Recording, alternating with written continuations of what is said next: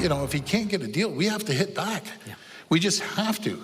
And I'm not speaking on behalf of any premier, yeah. But my good friend Scott Moe, you know, he has the uranium, he has the potash. The uranium keeps their 94 nuclear facilities going down in the U.S. Because Ottawa is in Ontario, because it's beside Quebec, those provinces are often front of mind. And so my anxiety as a British Columbian, as a Western premier, is that we have to be way more aggressive to make sure that we get our message heard.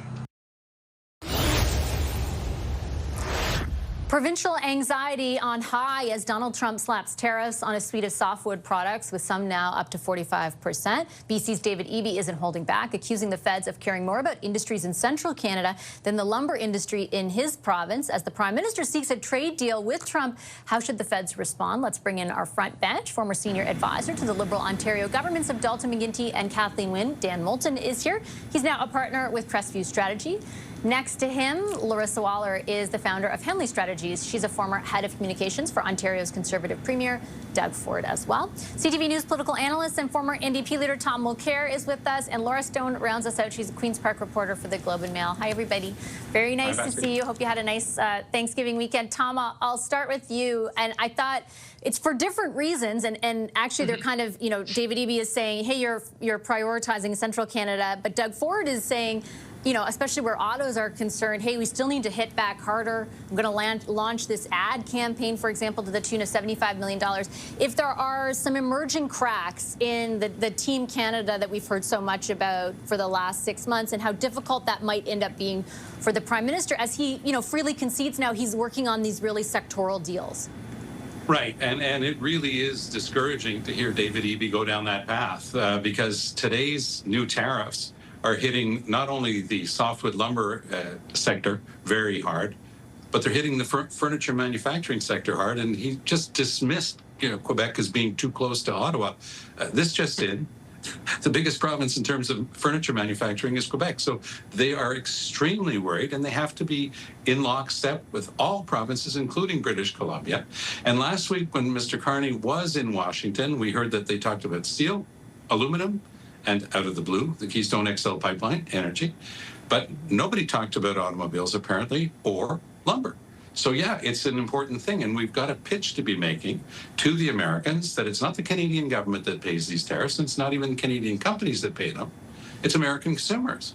If you're building a house in the States and you've got a 45% tariff on the lumber going in to build that house, most of the lumber used in the U.S. comes from Canada, guess what? The price of that house just went up tens of thousands of dollars, if not $100,000. So it's going to take a while for that to get through to American consumers, but it's going to start showing up in the inflation figures. And finally, you know, Donald Trump, who's played this magnificently, is going to be found out by the average American voter.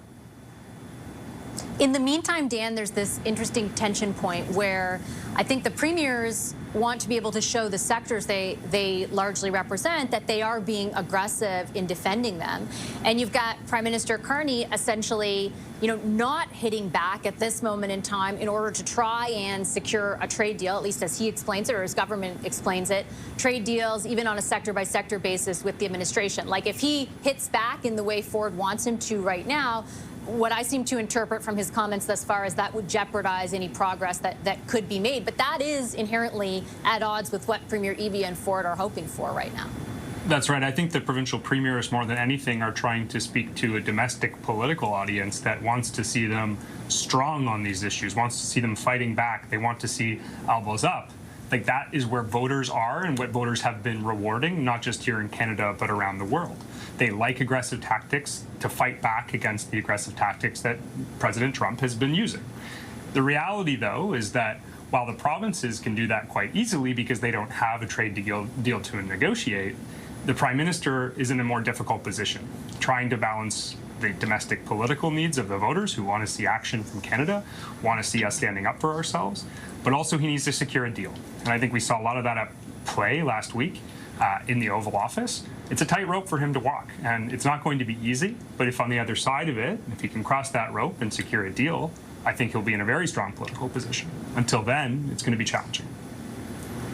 And I think if I, again, interpret what I've listened to so far, especially from the Prime Minister and his delegates, Larissa, like what would come first would be on steel and aluminum.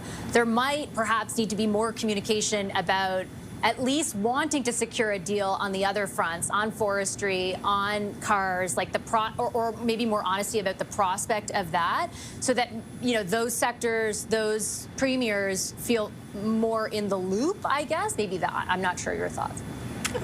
I highly doubt that there's a premier that's not in the loop. And I think, you know, many of us are communicators by trade. And when we communicate, we think about who our audience is and we think about timing.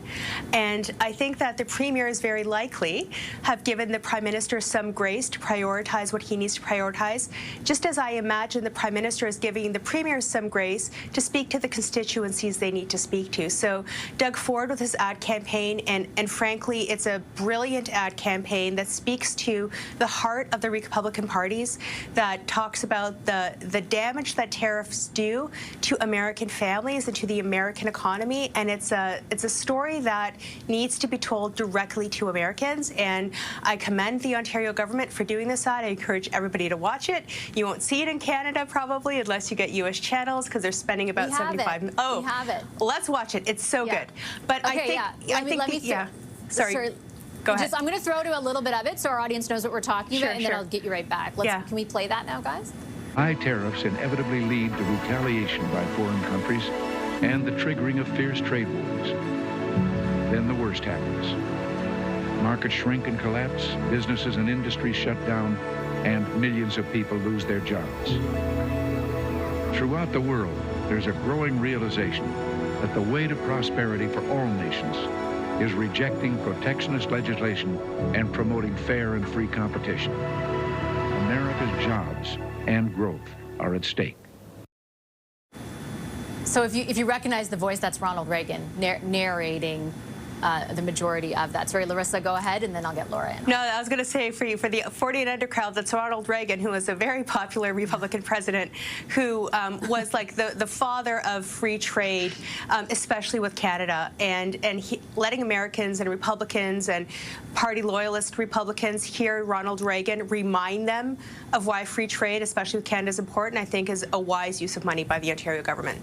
Well, Bavashi, if I could, I would just Laura, say I think it was very nice of you to play the ad for the Ontario government here today, because I think the domestic political audience here in Ontario is as much the intended audience as any American that will ever see it.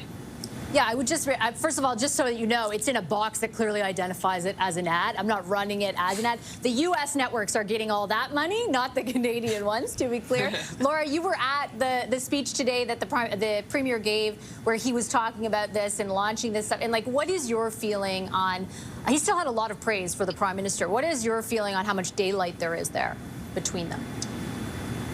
Well, look, on the ad, I think two things can be true at the same time. I think it is, as Larissa said, a legitimately very good advertisement. I also think it probably won't make a difference to Donald Trump's decision-making process, if we can call it that. You know, Ontario has already spent tens of millions on an ad campaign detailing the closeness of the relationship between the United States and the province and working together. I'm not sure it really had much of an impact. That's not to say that the province and other provinces shouldn't try, because I think the guests are absolutely right that many of these premiers are speaking to the citizens of their own provinces. This is almost an episode of like protectionist premiers. You know, they have to protect their own industries, and Premier Ford said as much.